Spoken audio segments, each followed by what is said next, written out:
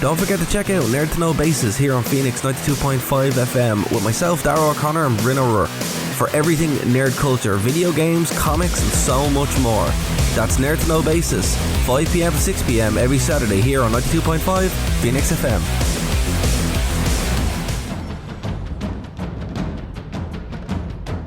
Broadcasting from the Blanchistan Centre, this is Phoenix FM.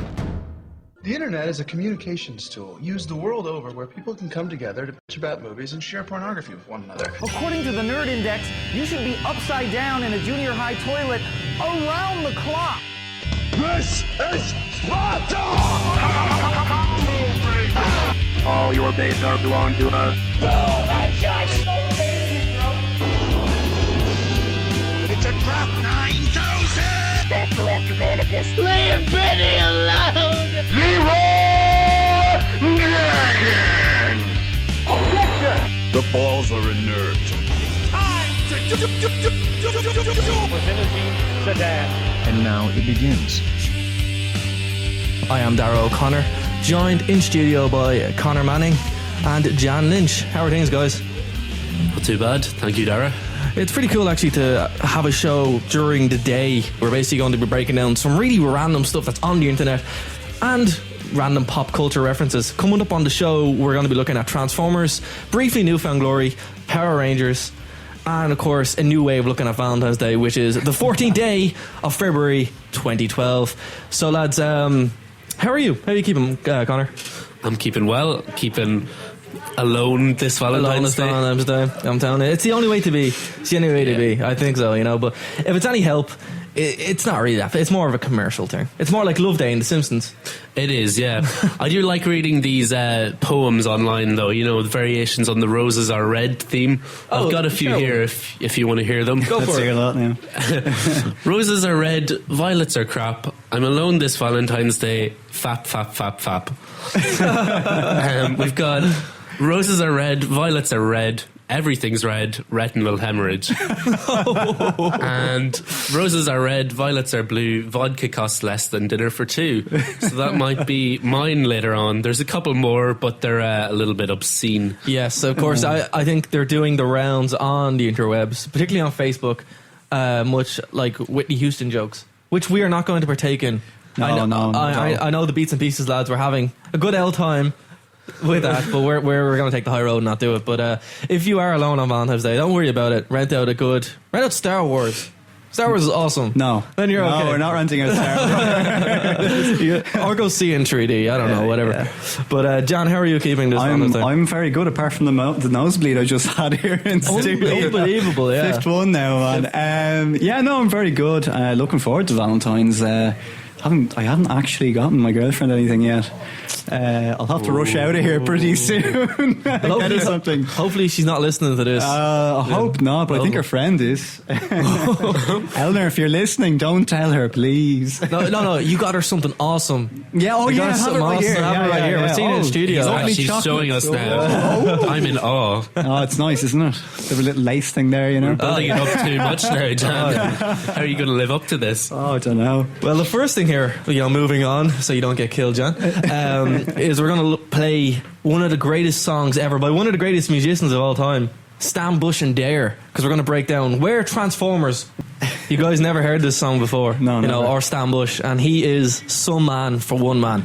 Basically, that whole movie in itself is awesome, but when you throw in the music and 80s nostalgia that is Stan Bush, it just makes it so much better.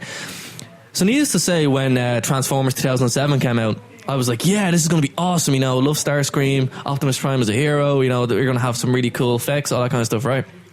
Then what happened? Shia LaBeouf, the ruiner of movies, the man single-handedly can destroy any franchise. Wall Street, Indiana Jones. Oh, God. Anything he puts, it's like he's a cancer. That's what he is. Shia LaBeouf is a cancer to movies and killed franchise. Bold statement, but true. I think it's true. What do you think, Connor? I completely agree. Shia LaBeouf, you actually don't need it to say any more about this movie, and he always seems to get the parts where he can do that. It's like they're facilitating him in Hollywood. Enabling, exactly. Enabling. Shia enablers, that's what they are. Because Okay, on the whole, the first one wasn't that bad. The first one, IMDb gives a 7.2. Then they progress worse than that, right? So I will say that, yes, I bought Transformers on Blu-ray because, you know what, it looks phenomenal on Blu-ray. The effects are phenomenal. The story, well, look, it's a plot based on toys. So we really can't get upset about that, you know what I mean? But then it gets far worse. Transformers 2, Revenge of the Fallen. I mean, the only thing I can remember about when those movies out is that there was a huge fuss made about Megan Fox and nothing else really about the movie. It was Megan Fox, and don't get me wrong, like most warm-blooded men, I like Megan Fox. Honestly, I actually don't find her attractive. She has weird man hands. It's the tats as well, man. Some of the tats. I don't like the tats either, but it's the man hands that freak me out. See that picture of her, like that meme online? That was she was holding a venti coffee from Starbucks, and her hands were like in covering the cup. It was so weird. It's like she's bigger hands than me. Ooh. So it's kind of creepy. Although, think of what she could do with those hands. That's true. Man. I don't really want to think of that, to be honest. That's kind of scary and creepy. No, but to be fair, like, she is hot. But she's not my cup of tea, but, she is hot, and the granny, you can understand it. But the second one, the story was atrocious. The action scenes made no sense. It just was so all over the place. When I actually watched that movie, I was so angry, I went to bed. You went to bed? I went to bed at 8 o'clock and woke up the next morning. I was that upset by it. Did you have 3 or 4 coffees that morning? Oh, man, I needed to do something. It was just horrible. This is my second cup of coffee today in the space of 2 hours, so we'll see. Michael Bay, though, the man cannot make films. No. So is he more to blame than Shia LaBeouf? I'd actually say so, because when I was thinking back to the first movie, I remember, the battle was pretty intense, the effects were great, but I can't really remember anything happening up to the battle.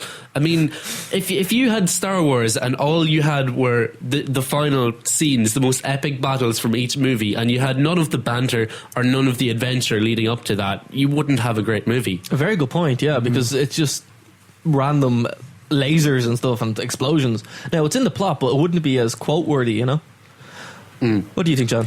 I don't know. I wasn't really... I went to see the first one and I thought it was really good, but then you're right, when the second one came out, it just went downhill from there. It really wasn't my cup of tea either. I have to say, the animated series was absolutely amazing. I remember watching that as a kid, like it was like, wow, Transformers, man, that's the way to be. Well, that's it. On paper, this thing should be amazing. It should be one of the best movie series ever, because you have the nostalgia fact. Everyone our age loved it. My sister as well loved Transformers. Girls also liked it as well. So you had this big fan base because, hey, we all watched it. Maybe not the movie. You had to be really into it to see the movie when you were younger. I remember watching the movie. It destroyed my childhood with the end of it. Not going to ruin it. I already ruined it for Manny. Yeah, I'd never seen the actual series or the movie, but I remember still playing with the toys. Yeah, they were everywhere, It just, the idea of it spawned so much in the heads of little boys and big boys like ourselves alike. And then it just got ruined. It just somehow fell down along the way. Well, there was no point when, the whole series was just over. Yeah. As it was when earlier on last year we had Transformers Dark of the Moon. Now, the trailer for this looked phenomenal.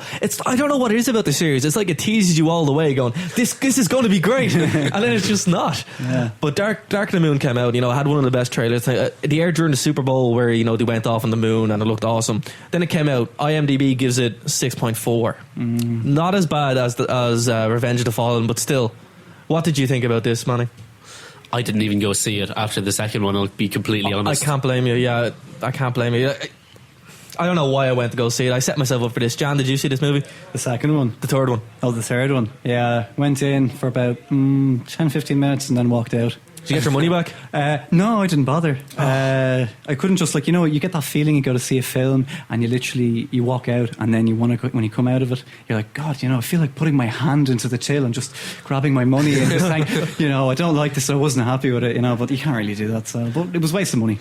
Well, they're all a waste of money, but to be fair, this was a slight improvement. But that's like saying, I have this bucket of feces here, it's better than the book of urine. That's basically what it is, Yeah, but I'm sorry for getting crude there, but that's basically what the story was. Some people really like this movie. I didn't like it. I think it just added more insult to injury. They brought out new toys, they made up Autobots and Decepticons that weren't there. They had the guy who played Spock, Leonard Nimoy, in there doing voices. It was ridiculous. Look, if you're a Transformers fan, buy the video, the Xbox game or the PC game for what's it called, War for Cybertron. That is awesome. It has all the old voices in it. It is the proper Transformers experience. And check out the movie with Stan Bush. So lads, have we identified where the Transformers series went wrong? Shia LaBeouf. Well, there you go, lads. That's where that series went wrong. So we're going to take our next musical break here, and then I think we're going to be joined by Belfield FM's other assistant station manager, the troll himself, Oisin Boyce, when we come back. So here's Newfound. See, I've actually never had a Nintendo console. I had a PlayStation and a PlayStation 2, and that's it. Do you guys ever have a Sega? Yep, Sega Mega Drive. My neighbours had a Sega. Sonic was awesome. Yeah. Everything on the Mega Drive was awesome. But no, basically this guy called Little Karibo basically cut up Yu-Gi-Oh! Right? I'm going to play a little bit here, just kind of outline the best bits from Yu-Gi-Oh! The Abridged Series. So you guys are in for a treat since you've never actually seen this show. So here it is. Running! I have no idea how we got here, Soph. Aren't you supposed to be working for Pegasus? Why are you taking orders from Kaiba? I don't know. No. I'm going to complain about it on my live journal. These sunglasses sure make it difficult to see in the dark, but I refuse to take them off because I'm an American, and Americans always wear sunglasses. Holy crap! I'm hungry. Now, Yugi, prepare to suffer defeat at the hands of my... I can't hear you. What? I said I can't hear you. Come back down. You look really silly up there. I don't understand what you're saying. I think I might be too high up. Look, when you're up there, I can't make out what you're... Does this help? Oh, a split screen. Yeah, that's much better. Oh my god, a giant rock. That's right, Kaiba. A giant rock. I can't believe what I'm seeing. A giant rock.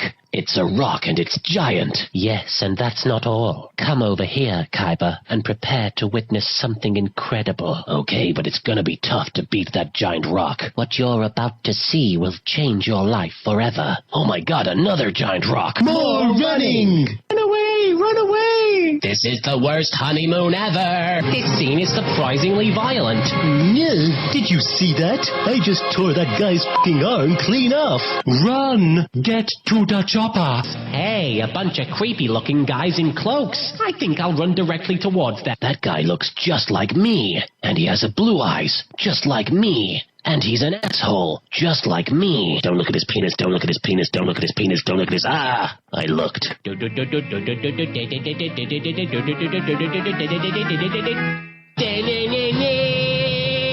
Oh no, a supermodel! Why would there be gay people down here? Gay people like to hibernate in caves. I saw it on the Discovery Channel. Joey, that's bats. Bats, gay people, same thing. So you want to catch a movie later, or...? Rejected. I was unconscious for this next part, but fortunately I can still remember it. I'm here for my ballet classes. I should warn you, I look damn good in a tutu. Look, everyone, it's Skankety Slut.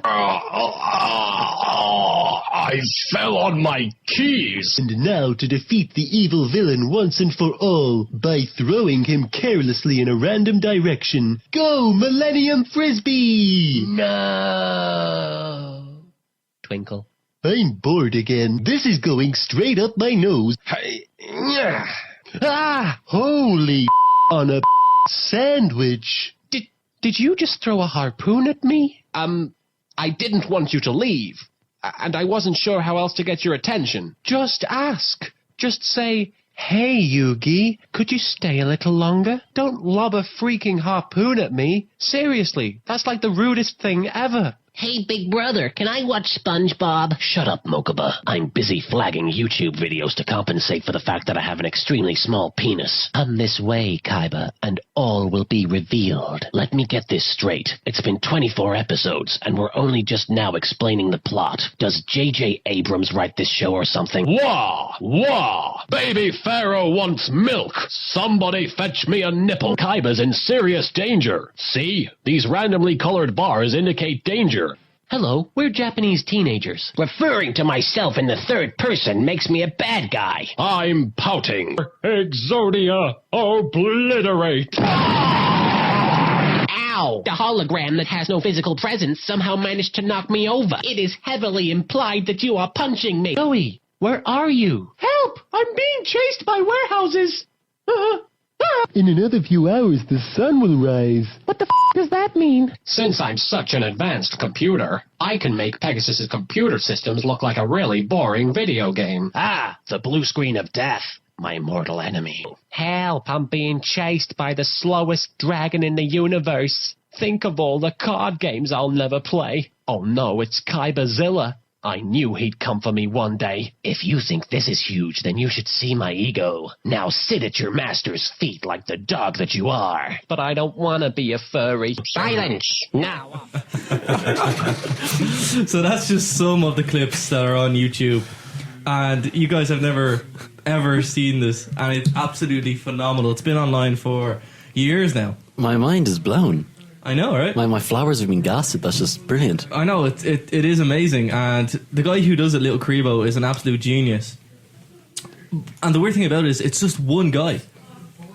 Who does all the voices? Yeah. That's cool. And the weird thing about it is when you actually meet him in person, I have a signed Little Crebo card from him. Mm-hmm. When you actually meet him in person, he does it.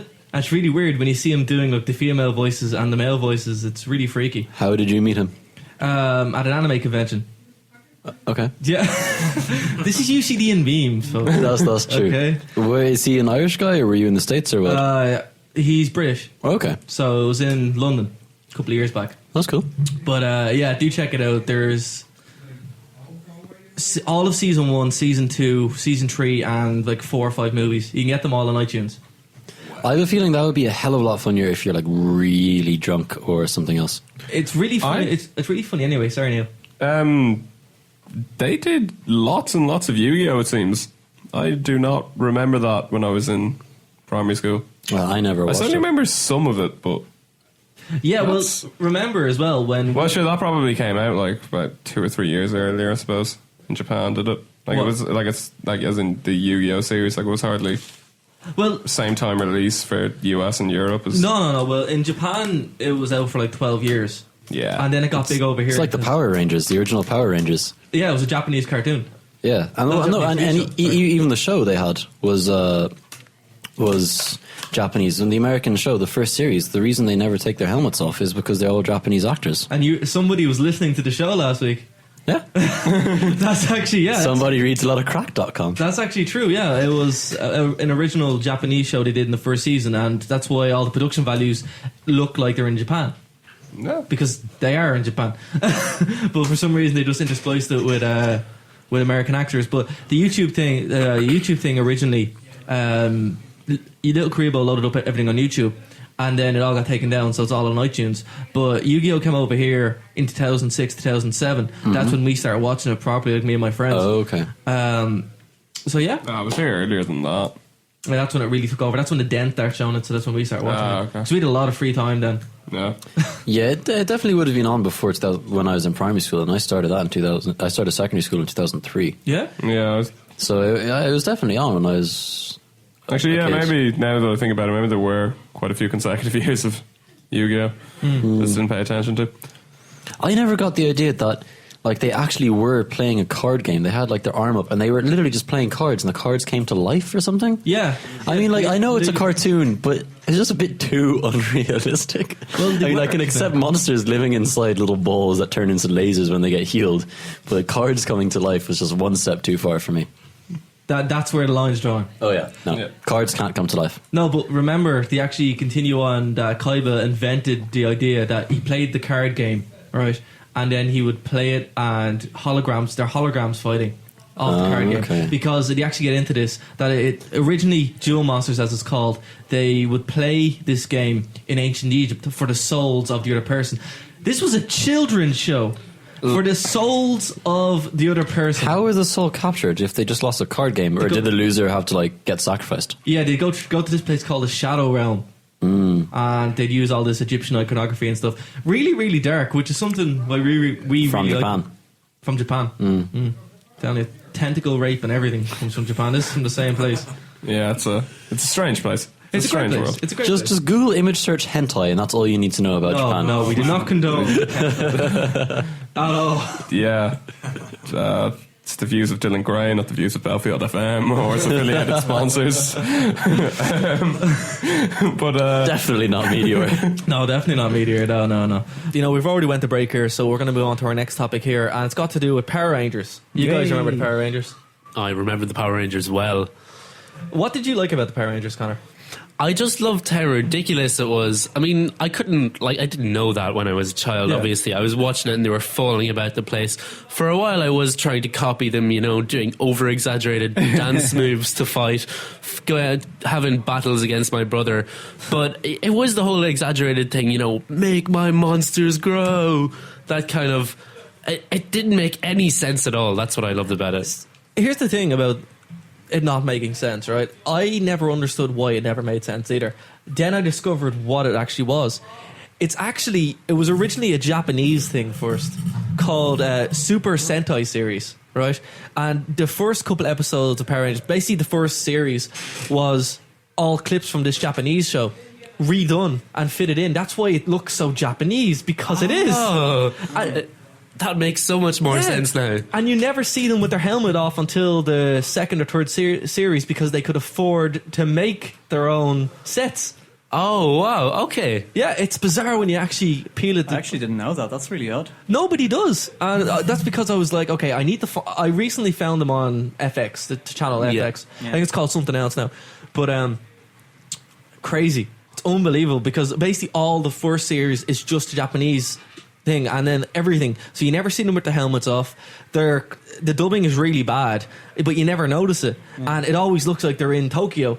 Yeah.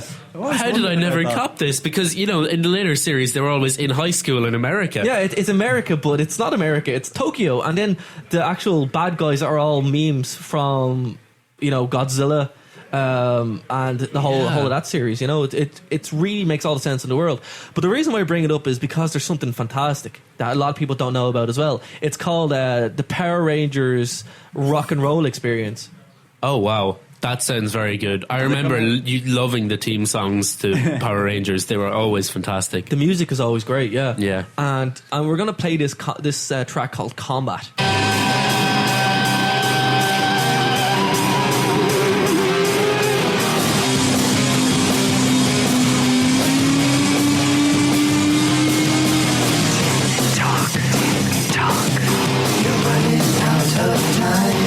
So there you go, lads. One of the major reasons why Power Rangers was awesome, but something we didn't think about when we were like, 7 or 8, or even younger, 4 or 5, because it was awesome, but we didn't really know why. And when you go back to it, I think it's a mix of nostalgia, and also the music is awesome. You realise that it is just a Japanese idea, which is also fantastic. Look at Pokemon, for example. Yeah.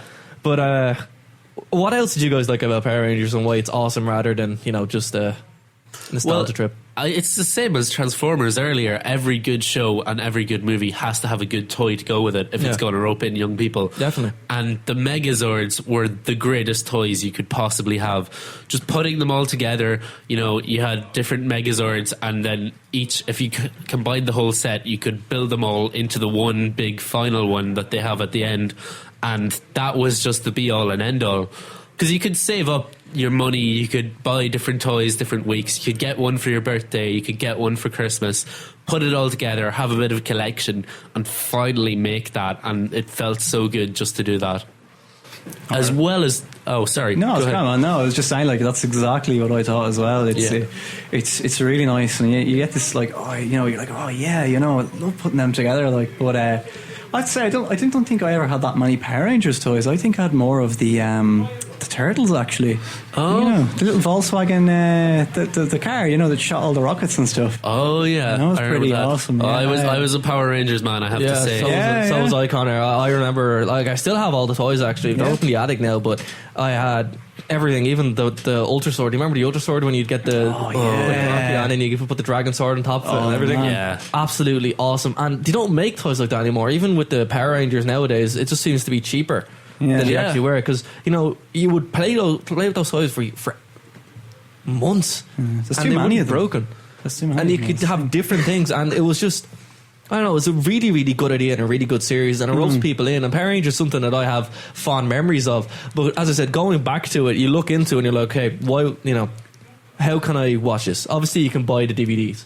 You can get series 1, 2, and 3 now, the box set for under €100 on Play. Wow. Which is phenomenal and something I'll be buying very, I very wouldn't soon. buy the new stuff though. The new stuff is terrible. Have you seen No. how many different series there is now? Oh, there's loads of They're different getting series. dodgy names like Dino Thunder, Time Force, Mystic Power or something like that.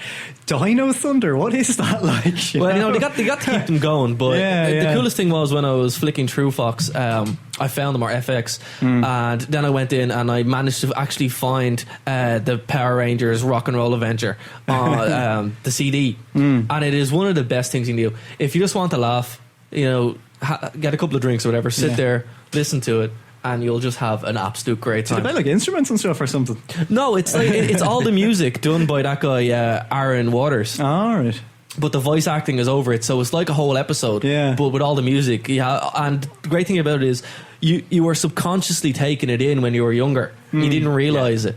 But then you're like, this sounds really, really familiar. And I also realised the Power Rangers is probably why I like so much stuff from Japan and why I also like metal so much, because I've been listening to it since I was 5. Yeah. It's really, really bizarre. But the Power Rangers, so I think we're agreed, it's awesome rather than not. Pretty rad, all right. But I want to talk really quickly before we go to break here and then come back. Do you guys watch the TV show Metalocalypse at all? Oh, with it's the robot chicken, it's the thing from Adult Swim. Adult Swim, yeah. That's Deathlock, isn't it? Deathlock. Oh yeah. Oh, Deathlock. So yeah. It's pretty rad. No, I've never seen that. Huh? You've never seen it? No. Oh, it is. What do you think about this? Oh man, it's hilarious. I absolutely love it. It is amazing. But your man sounds like George Corpseweather Fisher from Cannibal Corpse. Well, he. Is he meant to be? He's meant to be. Oh, right. It's supposed to be a parody of death metal. Yeah. And the great thing about it is all the lads, like Emperor, are always on it, always doing voice for it. Mark Hamill does the voice of the manager. Kirk Hammett and James Hetfield have been on it. Eisenhan from Emperor is always on it. It's based. It's basically something that's always all the metal things, and there's what a man to actually come in at the moment. The host of the School of Heavy Metal Studies wants to weigh in on this. You guys talking about Metalocalypse? We are. Oh, top quality, best program ever. It's hilarious, isn't it? And you obviously watch it. We're on the 3rd season now. It's my favourite kind of comedy because it's the kind of comedy where everything is taken to ridiculous extremes and blown completely out of proportion. And I also love the fact that different things around the world are based in, like Bersenberger. Yeah, all the names are based off famous metal bands as well. It's class. It is fantastic. So, Death Clock. Manning, you haven't seen it. It's from the episode where they where Nathan Explosion gets a girlfriend, and it's absolutely hilarious. Basically, all the things. It's a parody of what being in a metal band is like, how people perceive metal, and it's apt for today, basically, I think. But yeah. It's one of the memes now that's going around at the moment, Metalocalypse, and they're on the 3rd season. Unfortunately, we don't get it over here. I had to buy them on DVD from the States for a very long time, but you can actually find them online. I will definitely check it out. And I recommend it to anybody who has any interest in metal, ever had an interest in metal, and basically finds the whole being metal, funny. I think it's comical. Do you like wrestling? Do you like sports entertainment? Do you want to know what's going on backstage and inside the ropes? Check out the Wrestling International Desk here on 92.5 Phoenix FM every Tuesday at 8 p.m. to 9 p.m. Listen live with myself, Darragh O'Connor, and my co-host, Mr. Brennan O'Rourke. Okay, so you're catching up.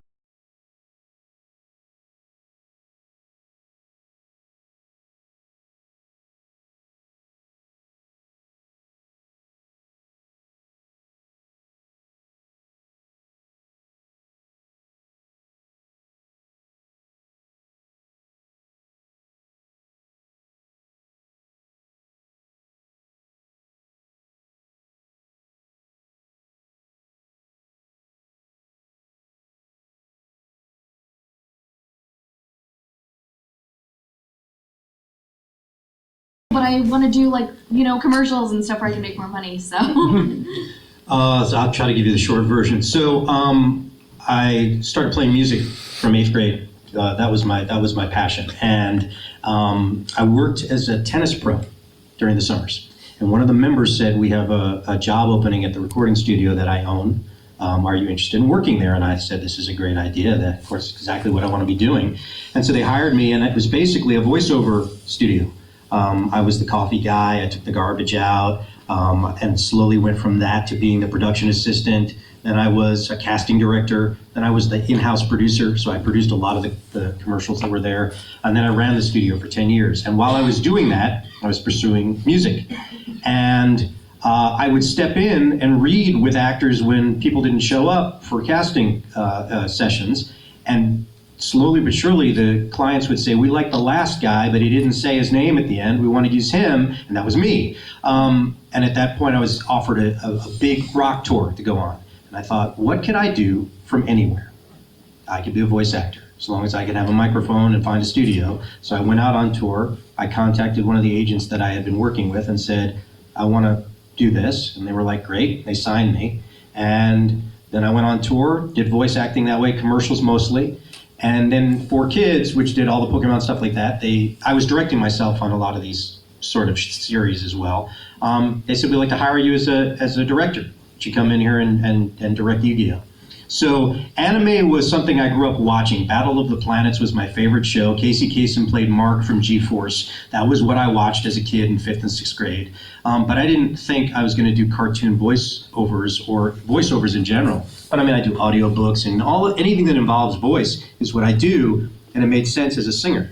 You know, singing and pitch and inflection are the same thing. So it just made sense. So I fell into it. And of course, that's now, I mean, I'm humbled by the fact that people actually want to meet me and get my autograph and things for these shows. I'm very proud of them, but that was not my passion growing up at all. But it's become, that's my source of income. And yes, the union stuff, it's funny. The union stuff with anime pays the littlest bit. But with shows like Pokemon and things like that, we all did films. We did major motion pictures, which, you know, I mean, thank goodness I bought my house with that, you know. I mean, so this has been, you know, a blessing. It's a cartoon house. Yes, but it's two-dimensional. There's a door. You go, and if you run into it, it'll fall over. You probably got some of the roles that DC refused because he wanted to do hardware commercials. No. We're different coast people. Old school anime. The first show was Slayers. If you know the series Slayers, I played Gowry on Slayers. That was my first recurring role in anime. So there it is. That's old school. I think they still drew that with their hands. You got one at the back there. Hi, how you doing? I'm Claire. My show is the Nerdy Girly Wordy Show. We're on Dublin City FM. I have a question about how when you go into the booth to create your characters, you don't have, say, costume, makeup, and set to help you create characters. Right. How do you do anything? Do you have any little props? And I suppose the flip side of that then would be for Seth. When you are dealing with costume and set and prosthetics and things that might be uncomfortable as an actor. So, like, on one side, no props, no costume. The other, you know, how do you work that as to bring the character to life? Why don't you take that one first? Yeah, I'm not one of those actors who tries to have any real influence over what the costume is going to be or what the look is going to be. I know some actors are very protective of that, but I feel very much like it's a collaboration, and it's up to me to make it, as long as whatever I'm wearing fits, it's up to me to make it work. The costume that I have for The Walking Dead is exceedingly uncomfortable. The last couple of episodes that I had to do, I had to wear these contact lenses, which were exceedingly uncomfortable. Spoiler alert. Yeah, they're, you know, you can see them. They came out like 3 or 4 weeks ago. But it was trying to. I guess if I were to fight against what somebody is trying to give me to work with, then I'm not being open to the material as fully as I could be. And there's something about dressing up It's one of the first things I remember doing when I was a young boy, is, you know, when it's dressing up and doing my impersonations of the Godfather and everything else for my family, you know, and I would stick the oranges in my mouth, and I would have all my little props and my little pillow to accentuate my belly and all that kind of stuff. So whenever I get on a set and I get into costume, it throws me back to the playfulness, the childlike wonder of what it's like to be an actor. And I'm always grateful for it. I don't know that I could work in a vacuum at this point. I don't know that I could go to work in my underwear. Well, you know, there's two sides of at least with the cartoon stuff. For me, is I'm either presented with the visual. Sometimes they'll play the original voice if it's Japanese, and of course cultures are different in terms of what we think is funny, what we think, like for instance, the Japanese might have a character that's named Tiny, right? And he's got a big voice like this, and that's, you know, or here, you know, Tiny might be the big fat guy and he has a high voice. So it's like, you know, you go against the type that they might have originally done. But then also with things that are sort of prelay, where we record the voices first, we're given sides where we might see a drawing of the character and a little description of what they're about. So we have something to go on.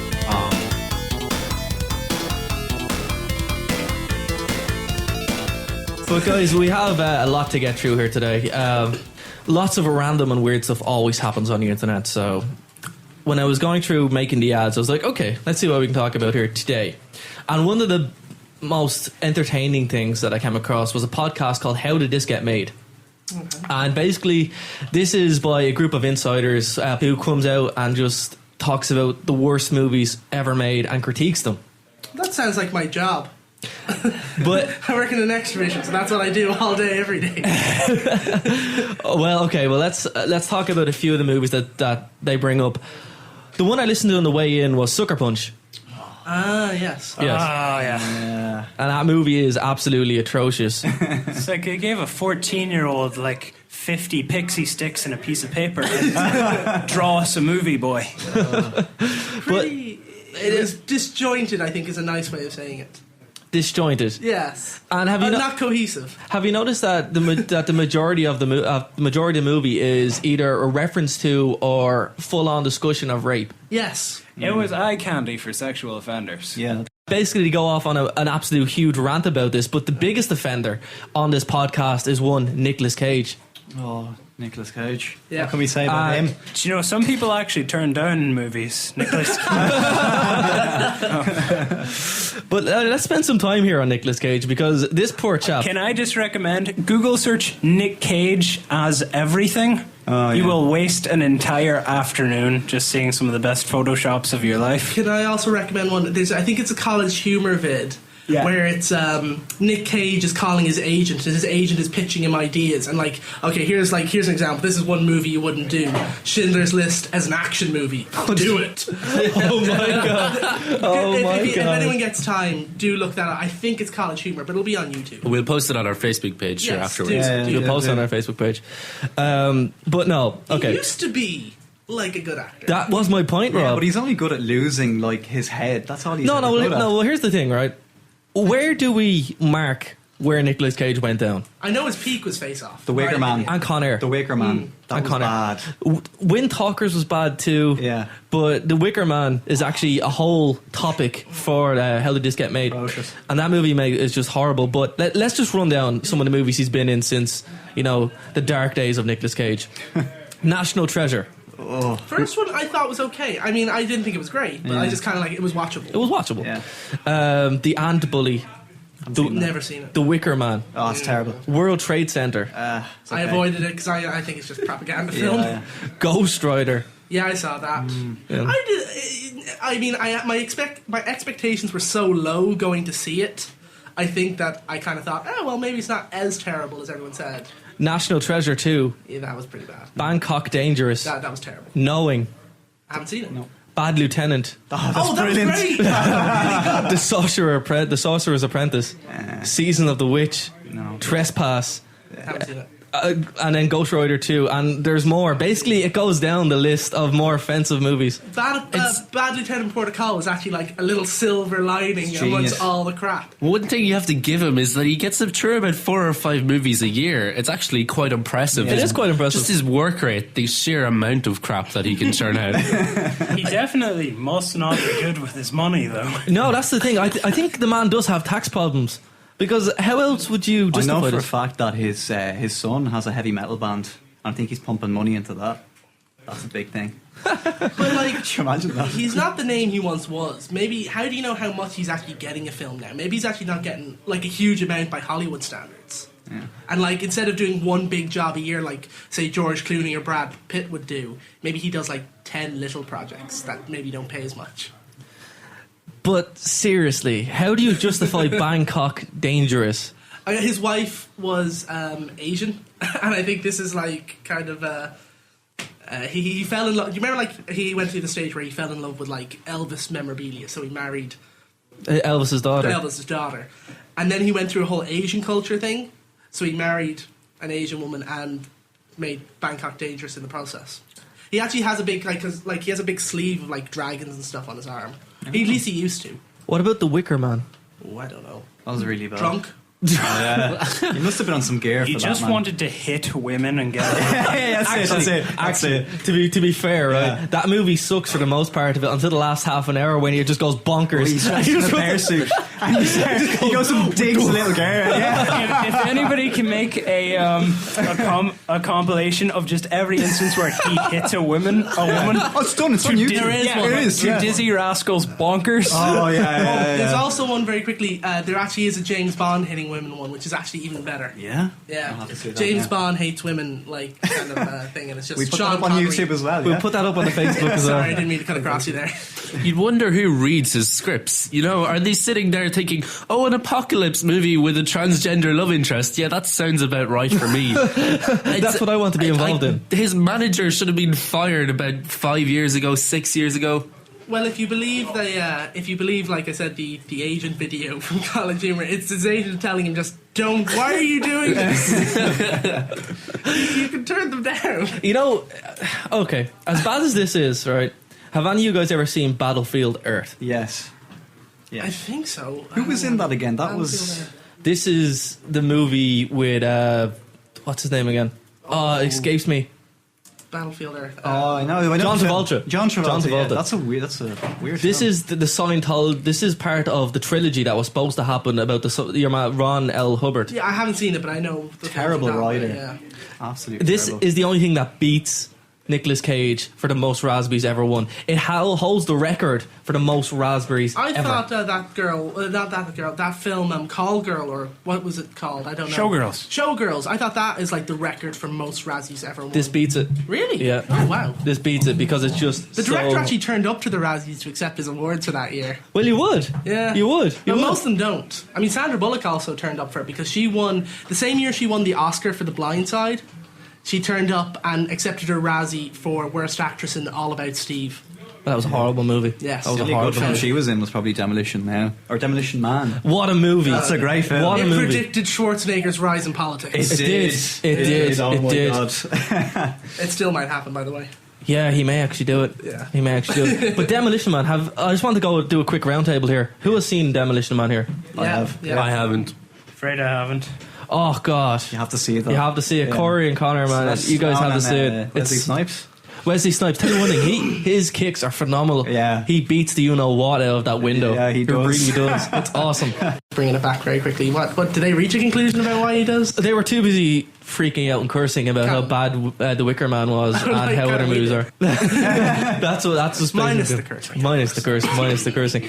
But I don't know. I think that's going to wrap up that part of the segment. Okay. But I'm going Because to. that could last just forever. That could last for ages. And, you know, it is too much fun to have. No one can ever take that away from you. But after The Sorcerer's Apprentice, Bangkok Dangerous, Knowing, Ghost Rider, next, Wicker Man, you need to be a little bit more selective about your films, Nicky. Selective, Gary? All right, for example, this just came in today. I've got it right here. You'd be playing a prisoner who asks if he can leave, and the warden says yes. And then I leave?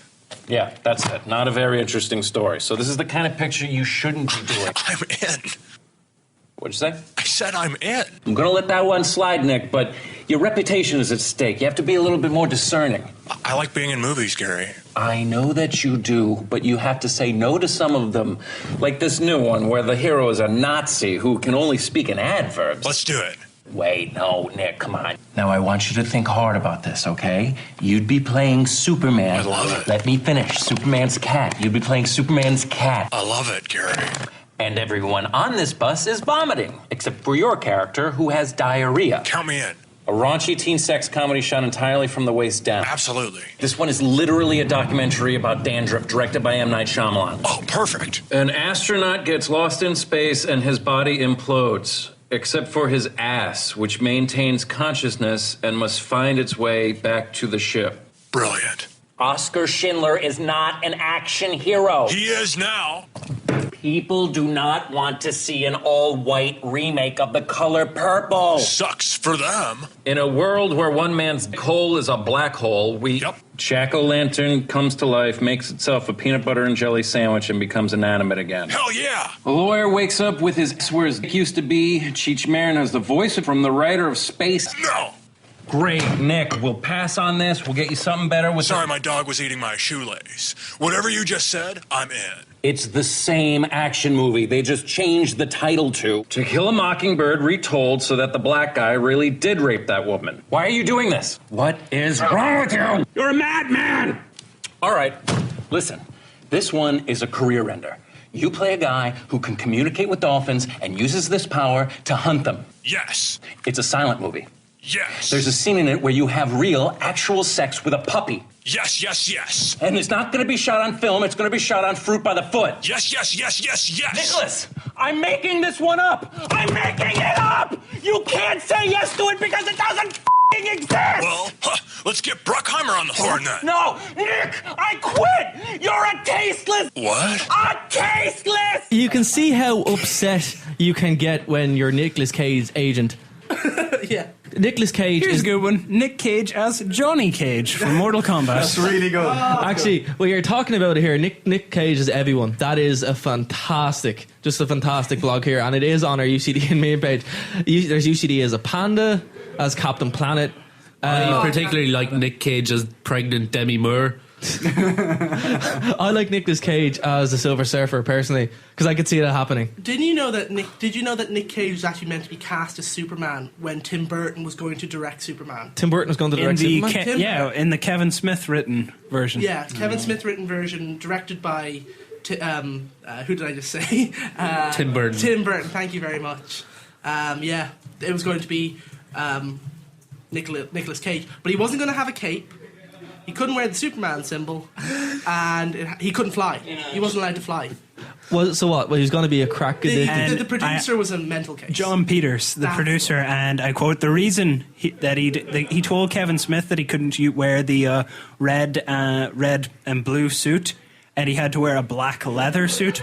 And this is a direct quote because the traditional Superman outfit looked too faggy. Wait, Corey.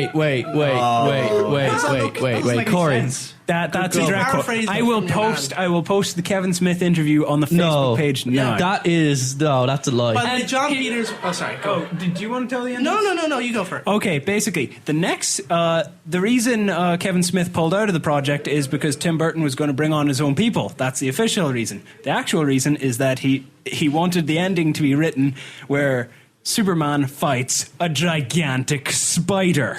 Oh my God, I've heard this before. A gigantic spider. And then what happens made 2 years later on, Wild Wild West comes out. Produced by John Peters. Oh my God. Who started out his career by being Barbara Streisand's hairstylist. Honest to God. Then he ended up a Hollywood producer. It was a terrible film. I didn't like that film. The Go West, Wild West. Wild Wild West. Yeah, I did not like that one. Yes. Like Kevin Branagh. Yet the Superman suit is too faggy. Yeah. He also wanted Lex Luthor to get into a fight with polar bears as a tie-in for Coca-Cola. And he wanted what was the bad guy in it's going to be called? Who was it? It was Brain. No, not Brain. I can't remember. He wanted the bad guy in the Superman film to have a pet dog so that you can merchandise it. Like Chewbacca. Yeah, basically. Wow. And also he wanted Superman to have a homosexual robot sidekick, also like Superman, Because he'd seen also like Star Mallrats. Wars. John Peters had seen Mallrats, and I can't remember the character's name, but there was a gay African American in it. He goes, something like that would be perfect for No, that was in Chasing Amy. Oh, that Chasing that Amy, was not Holden. Whitey Hayton Coon. Whitey Hayton Coon. Yeah, it Whitey was. Hayton That Coon. was the comic book. I'm trying to think of his name now. Cooper. Yeah, but that's It's who Cooper. we allude, like, oh, we need someone like that for our movie, let's make him a robot. And speaking of which, actually, Kevin Smith is playing Vicar Street tonight. Oh, really? Yeah. Oh, there you go. Yeah. I hope he's listening. Hopefully he's in a taxi right now, and the taxi driver's accidentally tuned in To 107, Belfield FM. 107.8, and he's just listening right now. If that's the case, I'm a massive fan, Mr. Smith. I love Dogma. I thought Dogma was quite. I'm a huge fan of Kevin Smith, but get this for logic on my part. Had a ticket, sold the ticket, want a ticket now. Was it when you sold the ticket you needed money? I didn't need the money, I just sold the ticket.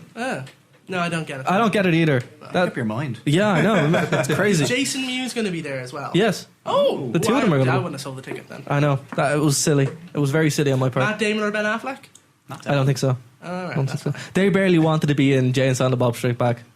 Why did they? I mean, what was? I don't understand. Again, Mr. Smith, if you're listening, I don't want to cause offense. Well, Ben Why Affleck- did they keep coming back and doing his movies? Well, Ben Affleck actually looks at the camera and goes, sometimes you have to do your friend's movie because you owe him. Yeah, but that was in Chasing Amy. Famous story is basically that Kevin Smith pretty much started both of their careers. Which to an extent is true because Matt Damon is in Mallrats as the security guard. Yes, and Ben Affleck is in Mallrats He is. as the creepy manager. It's true. It's true. No one else from those films really launched their careers apart from Kevin Smith. I forget Jason Lee from My Name Is Earl. Oh, Yes, Jason Lee. That is very. He was very a true. professional skateboarder before that. Really? Yeah. No way. Yes, he was a professional skateboarder, and he worked for. I always forget his name. I read his autobiography. Was it a skater, was it? Yes, he was a Stacey professional. Peralta? No, he was the best technical skateboarder in the world. Oh, no, I can't remember. Yeah. I know who you're talking about, Bergquist. yeah. No, that's the best vert skater. Oh, Mike Vallely. No. No, He's not he's a near street He's old skater. school. He's old school. This guy is very old school. I'll look him up. Yeah, I do so. And here's the thing as well. You know, he's actually a Scientologist, Yes. Yeah. which is So unbelievable. is the other guy who plays his brother. Rodney Mullen. Rodney Rodney he's a Mullen. legend. Ah, yeah, he So is a that's legend. the- He is. I didn't know that. I didn't know that. He Makes was a sense now. professional skateboarder before he became an actor. An actor. But no, I've lost track there. Yeah, so you're still looking. Are you hopeful of getting a ticket now for tonight? there are tickets still on sale on Ticketmaster, so I don't really. I do want to go, but I've already committed to. They're like 40 quid, aren't they, Corey?